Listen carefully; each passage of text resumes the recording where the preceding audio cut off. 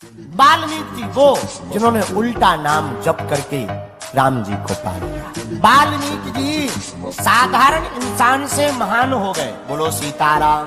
किसके बल पर? राम कथा के बल पर। क्यों? उपद्रव करते थे, नारद जी मिल गए। नारद जी कौन है? महात्मा है। नारद जी को ही पकड़ लिया। ए बाबा कहाँ जा रहे हो? नारद जी बोले जा रहे हैं भगवान के रास्ते पर। वाल्मीकि जी बोले जो भी तुम्हारे पास कमंडल तंबूरा हो हमको दे दो। नारद जी बोले क्यों दे दें? वाल्मीकि जी बोले हमारा काम है, जो यहाँ से निकलता है हम टैक्स लेते हैं। नारद जी बोले तुम सरकार हो क्या जो टैक्स लेते हो? ना ना ना, हमारा परंपरा है। नारद जी बोले भैया वाल्मीकि ये बताओ, ये छीना झपटी करके जो तुम सामान ले जाते हो किसको देते हो? माँ महाराज हमारी पत्नी है उसको देते हैं, बढ़िया बढ़िया बच्चों को देते हैं, आनंद के साथ रहते हैं। नारद जी बोले भैया जब मरोगे तो जो पाप तुमने किया है वो तुम भोगोगे या पूरा परिवार? वाल्मीकि जी बोले महाराज जब सब लोग मजे ले रहे हैं तो सब भोगेंगे। नारद जी बोले पूछ के आओ सब भोगेंगे कि नहीं?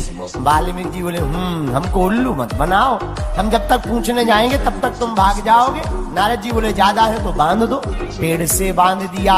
वाल्मीकि जी घर आए, पत्नी से कहा देवी। पत्नी बोली आप इतने जल्दी आ गए, क्या बात है? आज कुछ मिला नहीं क्या?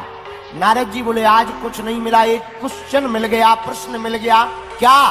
देवी हम जो पाप का काम करके लूट घसोट करके छीन करके सामग्री लाते हैं, वस्तुएं तुम्हें दे देते हैं तो उसका पाप लगेगा। पाप लगेगा तो क्या तुम पाप को भी बांटोगी हमसे या नहीं? पत्नी बोली महाराज क्षमा करो, जो करेगा सो भरेगा। हम तो पत्नी है, चाहे छीन करके लाओ चाहे मजदूरी करके लाओ, हमें तो भोजन से लेना देना, तुम्हारी चोरी डकैती से कोई लेना देना नहीं है। अब तो वाल्मीकि जी ने सबसे पूछा, सबने जवाब दे दिया, दिमाग खराब हो गया। भागे भागे महात्मा नारद जी के चरणों में आ गए। महाराज अपराध हो गया, क्या करें? नारद जी ने कहा राम राम कहो। महाराज जो नाम तुम ले रहे लिया नहीं जा रहा। क्यों? वाल्मीकि जी बोले ये जो नाम तुम ले रहे हो हमसे नहीं लिया जा रहा।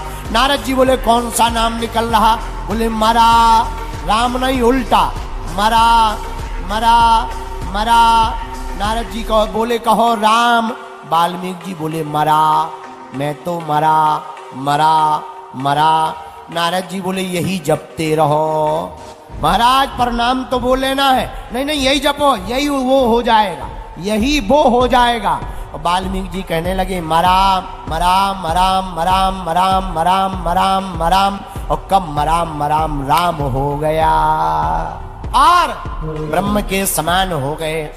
और तमसा नदी के किनारे स्नान करने गए, वहां पर एक व्याध ने, शिकारी ने क्रौंच पक्षी को तीर मारा। वह क्रौंच पक्षी जमीन पर गिर गया। इनके अंदर से पद्य रचनात्मक कवि प्रकट हो गई, सरस्वती बाग देवी की कृपा हो गई और बड़े पद्य स्वर में, बड़े करुण स्वर में माँ कहते हुए एक श्लोक प्रकट हुआ जिसमें 32 अक्षरों का अनुष्टुप छंद था, वो प्रकट हुआ। यही पूरे विश्व की सबसे पहली कविता की रचना हो गई। रामचरितमानस प्रारंभ हो गई। वापस आए तब श्री ब्रह्मा जी मिले, कहा तुम राम जी के चरित्र को लिखो, तुम्हारे अंदर कविता रूपी देवी प्रकट हो गई है।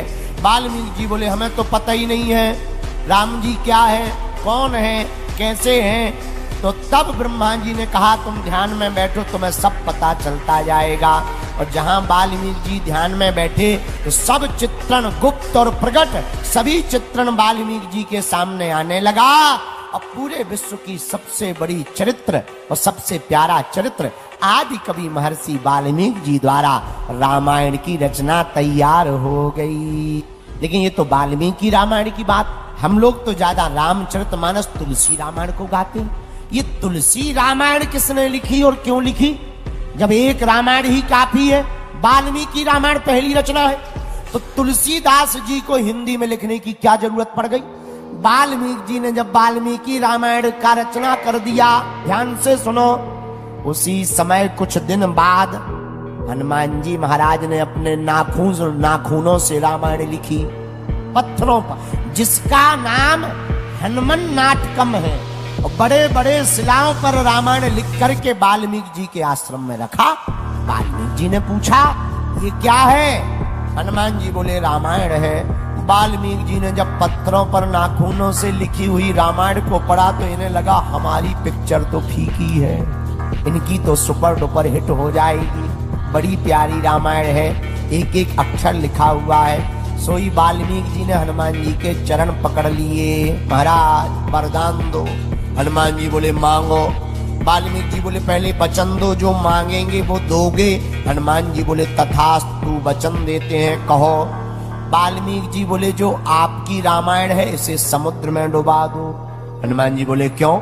महाराज आपकी रामायण अगर मार्केट में आ गई तो हमारी कोई नहीं पूछेगा। हनुमान जी ने वचन दिया था, समुद्र में रामायण को तो डुबा दिया, लेकिन हनुमान जी ने वाल्मीकि जी को श्राप दे दिया कि तुम्हारे अंदर कलयुग के मनुष्यों जैसा देश आ गया, ईर्ष्या आ गई, हम तुम्हें श्राप देते हैं, तुम्हें हमारी रामायण लिखने के लिए कलयुग में जन्म लेना पड़ेगा और हमारी रामायण को तुम्हें हिंदी में लिखना पड़ेगा। और वही वाल्मीकि जी कलयुग में उत्तर प्रदेश के राजापुर ग्राम में हुलसी के पुत्र तुलसी बन करके प्रकट भई हैं, और हुलसी के पुत्र तुलसी बनकर उन्होंने रामचरितमानस को लिखा। यही रामचरितमानस आज हम सब लोग गाते हैं, इसलिए हमने कहा वीडियो अच्छी लगी हो तो वीडियो को लाइक करें और चैनल को सब्सक्राइब करके बेल नोटिफिकेशन को ऑल पर सेट करना ना भूलें। जय श्री राम।